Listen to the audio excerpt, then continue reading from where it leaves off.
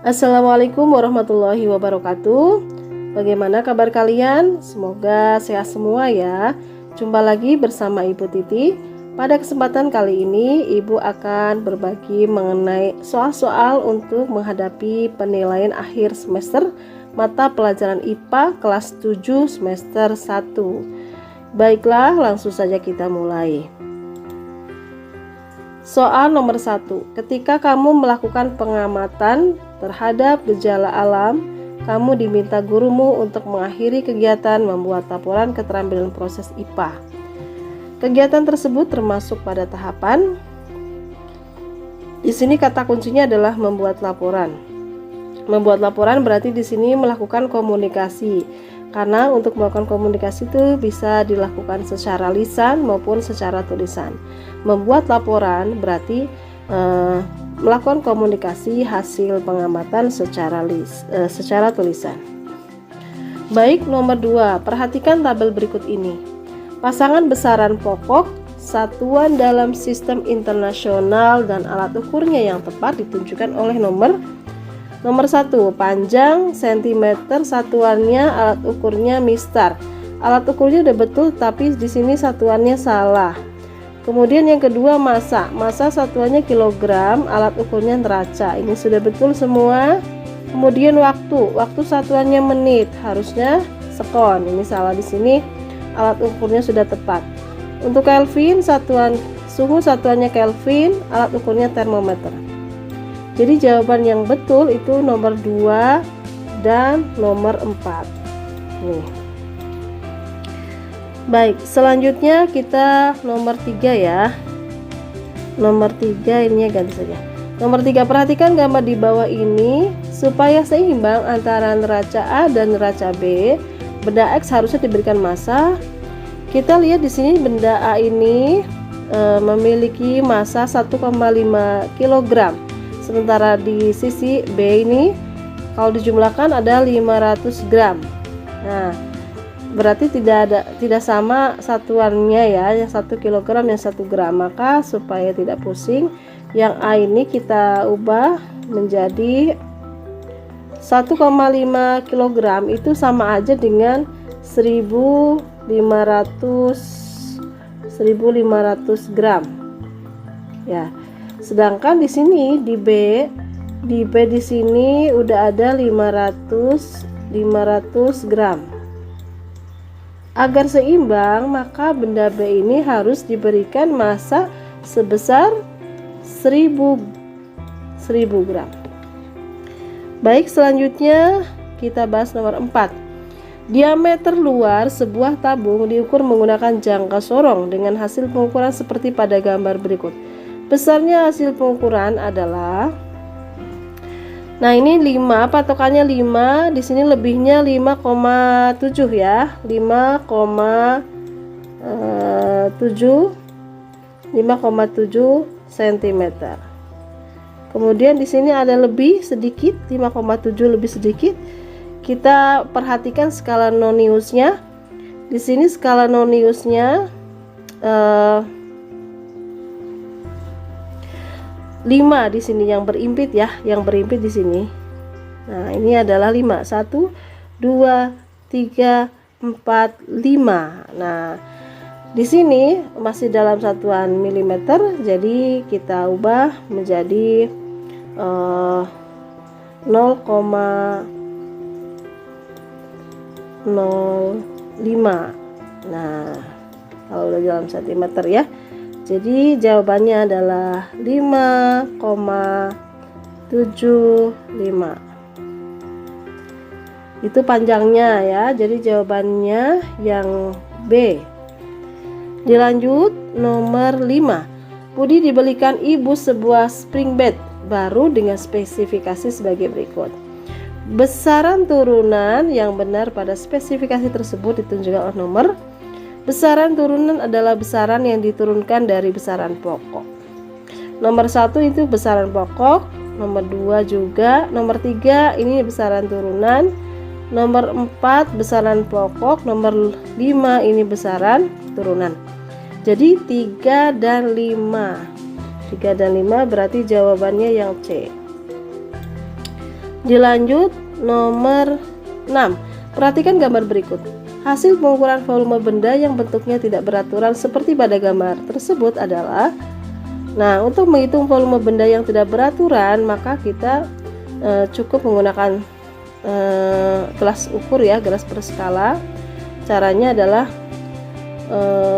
menghitung selisih ya sebelum dimasukkan dengan setelah dimasukkan. Jadi sini 70 dikurangi 50. 70 dikurangi 50 sama dengan 20 ml. Nah, 20 ml kalau dijadikan satuan yang lain itu adalah 20 cm kubik.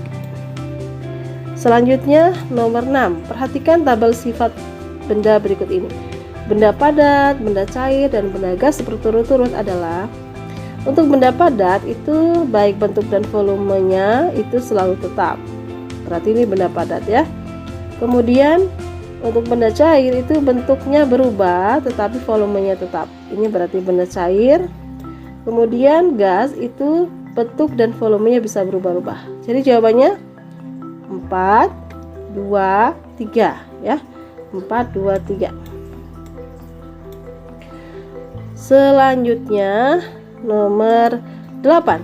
Tabel berikut berisi nama unsur dan lambangnya. Pasangan yang cocok antara unsur dan lambangnya adalah 1B. Kita lihat belerang pasangannya B, lambangnya B. Salah ya. Besi lambangnya Fe. Nah, ini yang betul. Kalsium 3 dengan D ini salah ya. Kemudian harusnya Ca. Natrium harusnya Na. Kalau N saja, N besar itu nitrogen. 9. Di sebuah laboratorium ditemukan 2 buah senyawa dengan rumus NH3 dan H2SO4. Nama senyawa tersebut adalah NH3 itu amoniak, H2SO4 adalah asam sulfat. Lanjut nomor 10. Berikut adalah sifat-sifat zat. Ciri senyawa dan campuran secara berturut-turut ditunjukkan oleh nomor. Senyawa itu adalah zat tunggal yang terdiri dari beberapa atom tidak sejenis. Kemudian unsur pembentukannya memiliki perbandingan yang tetap. 1 dan 3 itu adalah ciri senyawa. Campuran sifat zat asalnya tidak berubah, dapat diuraikan menjadi zat berbeda dengan cara fisika. Jadi 1 dan 3 itu senyawa, 2 dan 4 itu adalah campuran. Jadi C ya jawabannya. Lanjut nomor 11. Berikut perubahan zat dalam kehidupan sehari-hari. Perubahan kimia ditunjukkan oleh pernyataan nomor. Perubahan kimia itu ditandai dengan zat yang berubah tidak dapat kembali ke wujud asal. Berarti di sini nasi menjadi basi, kemudian kertas dibakar menjadi abu. 3 dan 5. Sisanya adalah perubahan fisika yang memiliki ciri zat yang berubah dapat kembali ke wujud semula. Es krim yang cair itu bisa membeku lagi setelah dimasukkan ke dalam freezer misalnya. Nomor 12. Perhatikan beberapa hasil percobaan berikut ini. Sifat kimia oksigen terdapat pada pasangan nomor. Nah, ini ada sifat kimia berarti mudah terbakar dan menyebabkan korosi pada besi. Ini sifat kimia ya, 1 dan 3. Sementara 2 dan 4 ini adalah sifat fisika. 13. Perhatikan gambar berikut ini. Ini adalah skema destilasi. Teknik pemisahan tersebut digunakan untuk memurnikan air ya, atau memisahkan garam dari air.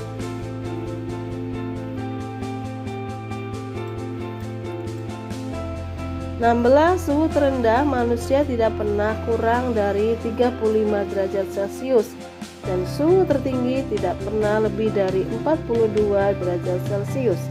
Maka termometer yang cocok digunakan untuk mengukur suhu badan manusia adalah termometer klinis. Suhu tubuh Amir pada saat diukur dengan termometer menunjukkan skala 35 derajat Celcius. Maka kalau dalam reamur berapa?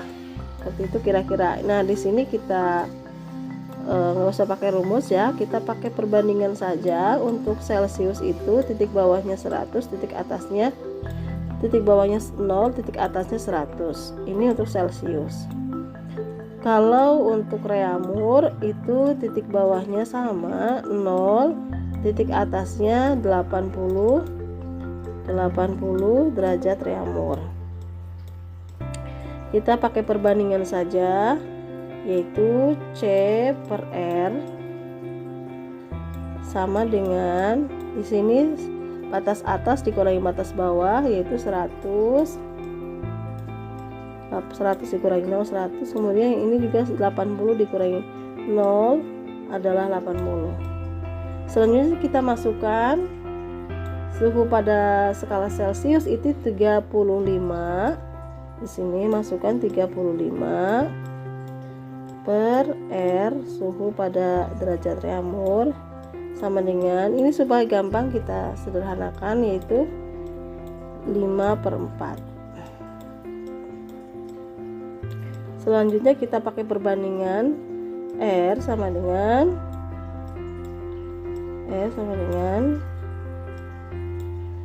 35 dikali 4 dibagi 5 gitu. 35 dibagi 5 itu adalah 7. 7 kali 4 sama dengan 28 derajat reamur. Jadi jawabannya yang A. Selanjutnya nomor 18. Perhatikan tabel berikut ini. Jika keempat benda tersebut dipanaskan pada suhu yang sama secara bersamaan, maka pertamaan panjang benda tersebut adalah. Nah, konsep untuk mengerjakan nomor 18 ini adalah bahwa semakin besar koefisien muai panjang, maka benda tersebut akan lebih cepat memuai. Kita perhatikan yang A, benda 3 akan lebih panjang dari benda benda 2. 3 lebih panjang dari benda 2. Ini salah. Nomor B, benda 4 lebih panjang dari benda 3. Ini juga salah. Benda 2 lebih panjang dari benda 1. Salah juga. Benda 1 lebih panjang dari benda 4. Nah, ini yang betul. 19. Sebuah tongkat dari besi pada suhu 0 derajat Celcius panjangnya 100 cm. Pertambahan panjang tongkat besi jika dipanaskan sampai suhu 100 derajat Celcius adalah pertambahan panjang delta L itu sama dengan L0 dikali delta alfa kali delta T. Nah, ini sudah ada harganya. L0 nya itu adalah 100. Terus alfanya di sini 0,000012 terus dikali delta T nya dari 0 sampai 100 berarti 100 derajat Celcius sama dengan 100 kali 100 itu 10.000 ya. 10.000 kali ini berarti kita hitung ke depan 1, 2, 3, 4. 10.000 itu nolnya 4, 1, 2, 3, 4. Jadi tinggal belakang koma itu 2. Maka jawabannya adalah 0,12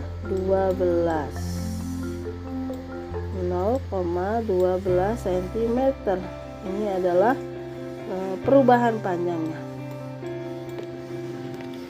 Selanjutnya nomor 20. Sambungan rel kereta api selalu diberi jarak. Hal ini dimaksudkan untuk yang betul adalah mencegah resiko melengkungnya rel karena pemuaian. Karena pemuaian itu bertambahnya panjang ukurannya.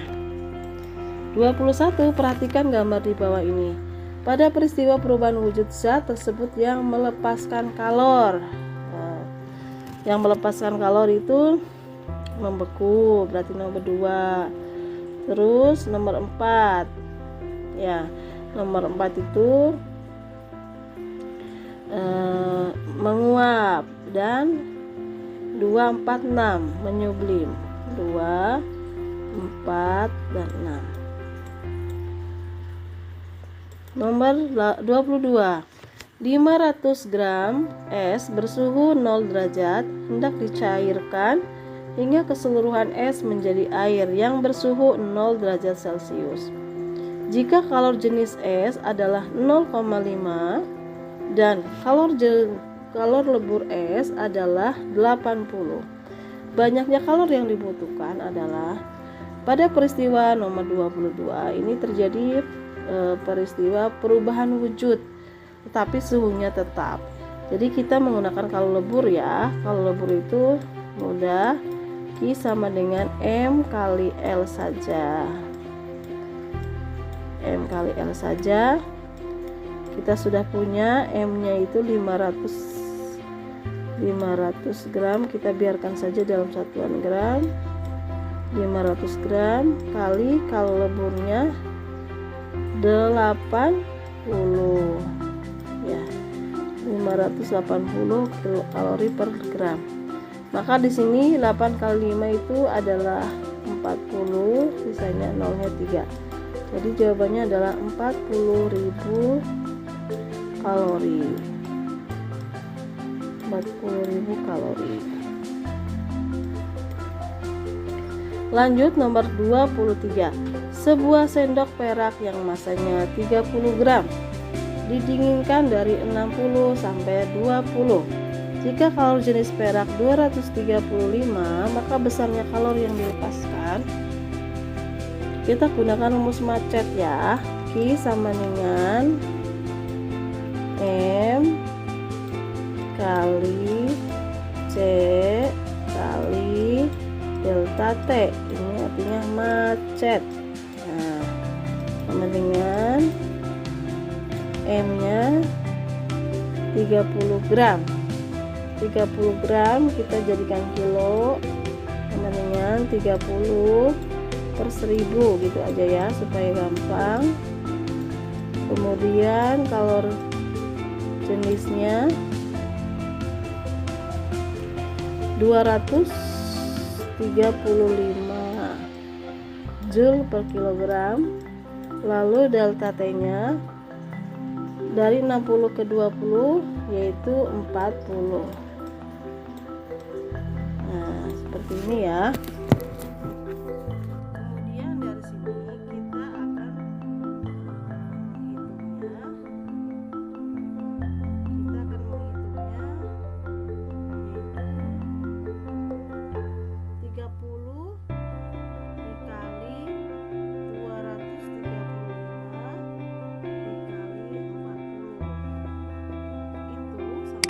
sama dengan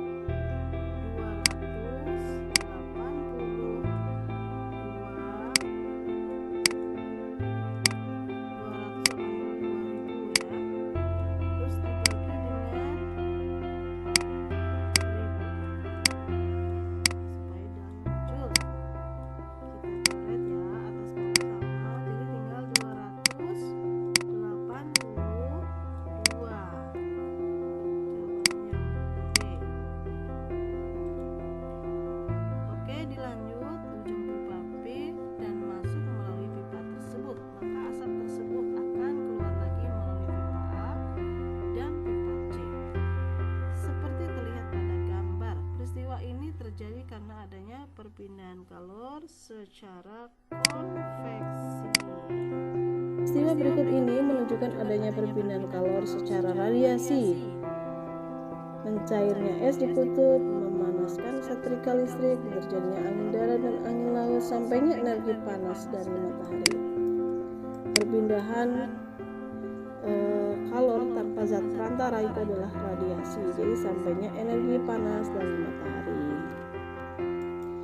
26. Perhatikan gambar berikut ini. Berdasarkan gambar di atas, ruang vakum pada termos dimaksudkan untuk mencegah perpindahan kalor secara konduksi dan konveksi.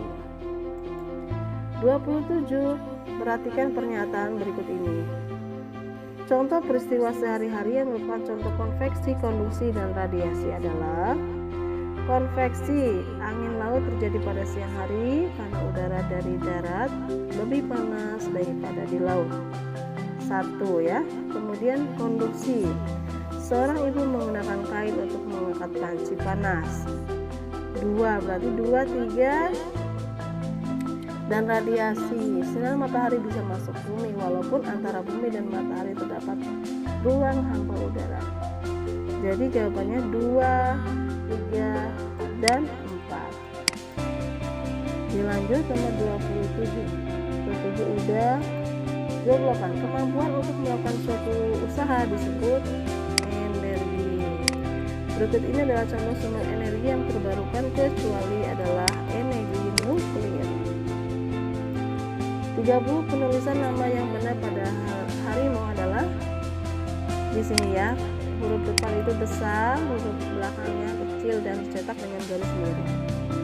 Pada klasifikasi hewan di bawah ini kategori takson sebagai berikut. Urutan kategori takson yang benar adalah kingdom, kemudian filum, kelas ya, kemudian